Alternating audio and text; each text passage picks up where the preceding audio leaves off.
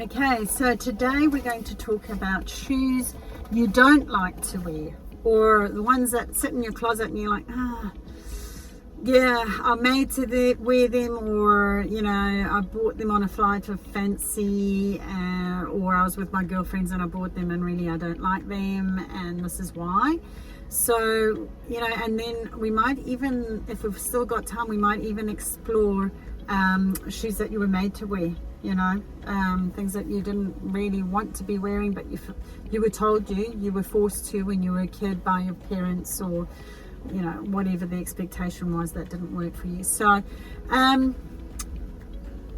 because we worked on like what we did like to wear, your favorite shoes and why yesterday. So let's talk about the next level. So an example here might be like, for example, I've got a lot of like old corporate shoes that I had, and when I was in corporate, I loved it. It didn't bother me at all. But I do find them so uncomfortable to wear now. I work for myself from home. I've got my home office. I do my coaching and everything from there, or I do my walk and talks, as I was saying, or do group sessions and stuff in other venues. So I have the luxury of not having to wear those shoes anymore, and that was a conscious decision. As well as I did when I was in corporate in London. There was a tremendous discord for me in the sense that it was such a soulless place. And I'm not saying that all corporates like this, so please don't, I'm not labeling, I'm sure there are wonderful places that look after their staff and they do really, really well, and they do come from a soulful, driving place. But I don't know if it was just my misfortune of when I was working there, I did not find it like that at all. I did very, very well, but it was because it was expected of me. And especially, again, I made reference in my previous videos, my dad, God bless him, was, very ambitious. He thought that he was wanting the best for us.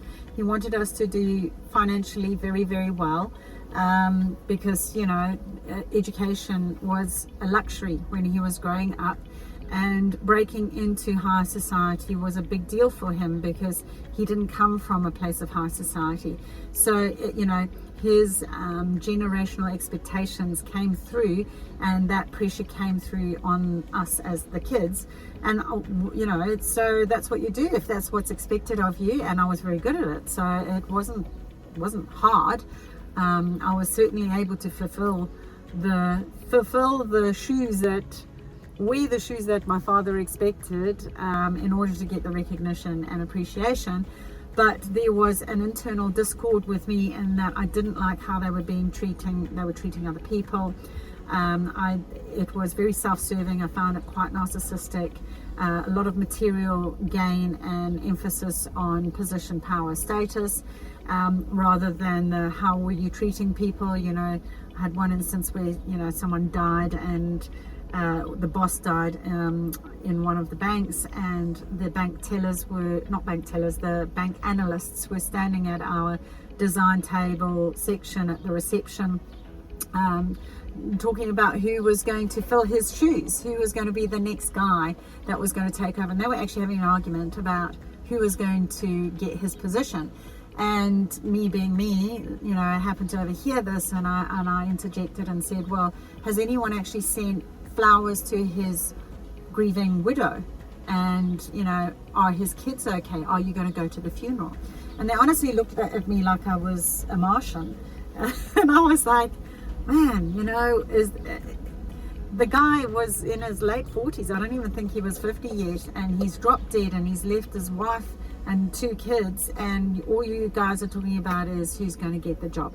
So who's going to wear his shoes? I'm going to get more money now, and I was just, it on a soul level, it just didn't sink for me. There was no alignment in with my soul with that.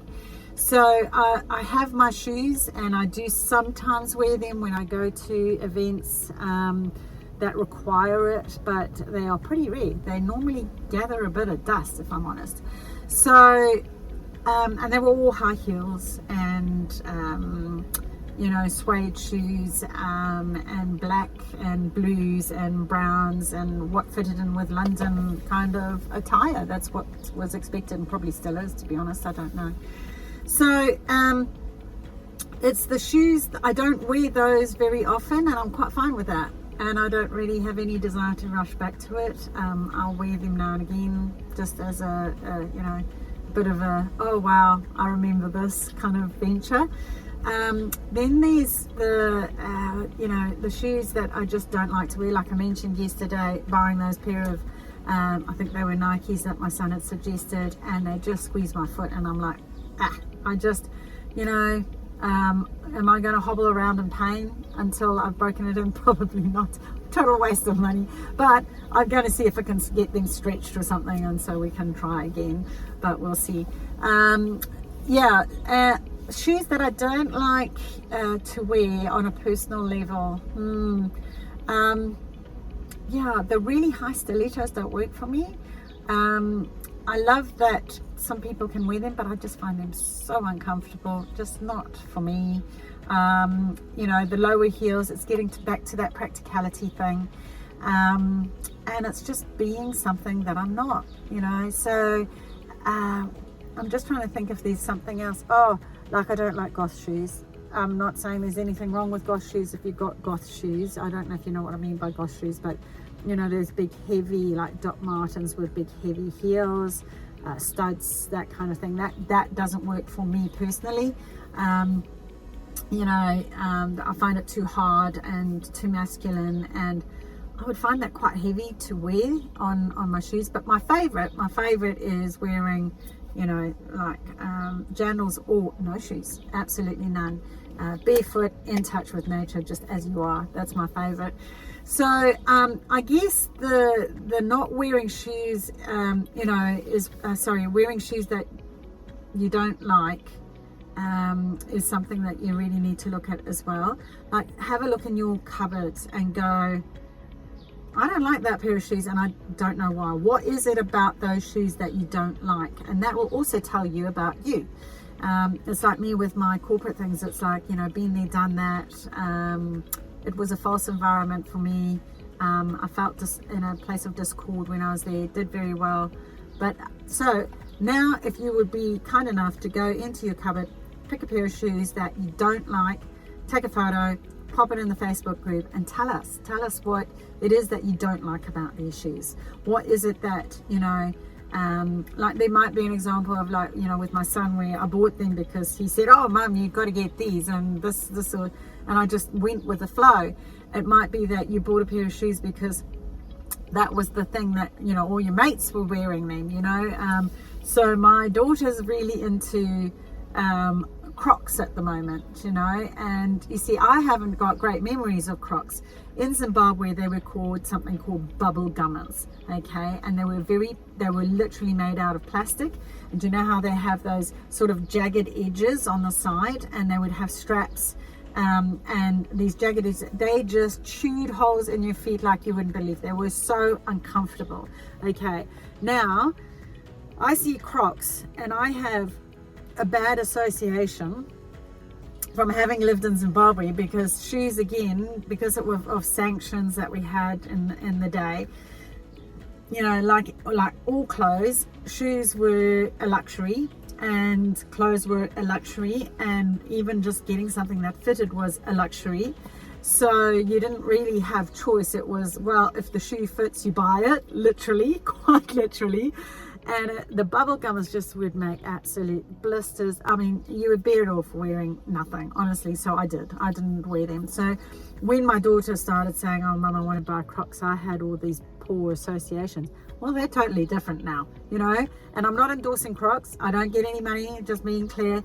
Don't get any money from them or anything. It's just that I've noticed that suddenly the Crocs were in. They're the trend. All the kids have got them. So my daughter wanted Crocs with those little, they're blinging them up with those, oh, I don't even know what those little pendant things are that go through the holes to make it look more funky. So, you know, she's got peaches and strawberries, and they're so cute, and they're such vibrant colors, but there's none of that rough edging that I had. So actually I'm like, yeah, okay, if that works for you, fantastic. So it does work for her. So if you're crocking, you're rocking. So if you're crocking, you're rocking, people. But I'm not crocking because I don't feel the need to buy the trend, and I'm still would rather go barefoot than wear that. So there we go, you know. So yes, if you can tell us a pair of shoes that you don't like and why, that would be really, really useful. And again, you know, it's like, it may sound so superficial, but really when you start looking at it and going deep dive, you go, oh, that tells me so much about me. Oh, it tells me so much about her, you know. Have you noticed that she always wears this type of shoe and she's this type of personality? Oh, there it is again, and it's a similar type of shoe with a similar type of personality. And when you start, we want to get you to a place in NLP. We talk about the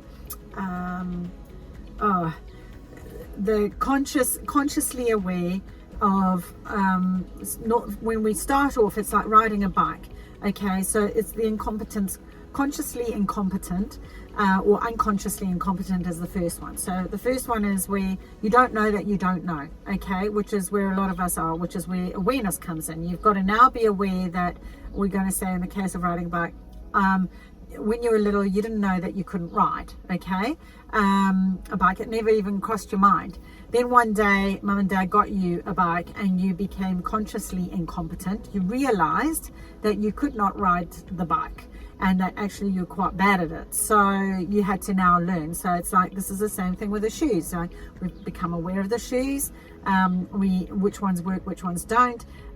These are the shoes that I do want to wear. I've started wearing them. I feel a little uncomfortable. Is this right? Am I on the right track?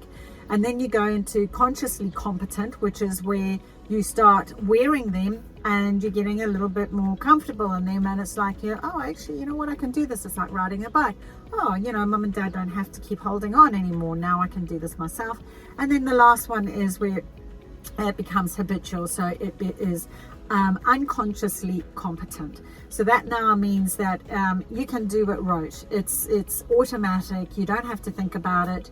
You can do something else while you're doing it. So, you know, you might be riding your bike and you'll be able to talk, whereas before you had to concentrate.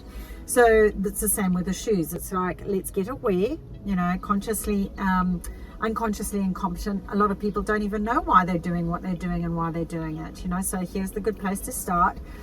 Let's step out of those shoes. What are the ones that we actually want to wear?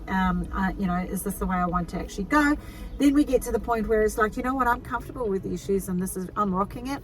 And then the last one is so easy. I don't even have to apologize. I'm on my path. I know where I'm going. I am purpose driven. I am soul driven. I am wearing my shoes. I am proud to wear my shoes. I'm not going to apologize for wearing my shoes. And I'm with a whole group of ladies who get me. And if that's your thing, come and join us in the Facebook group. We'd love to chat. Give me some feedback. I mean, let me know here or in Facebook.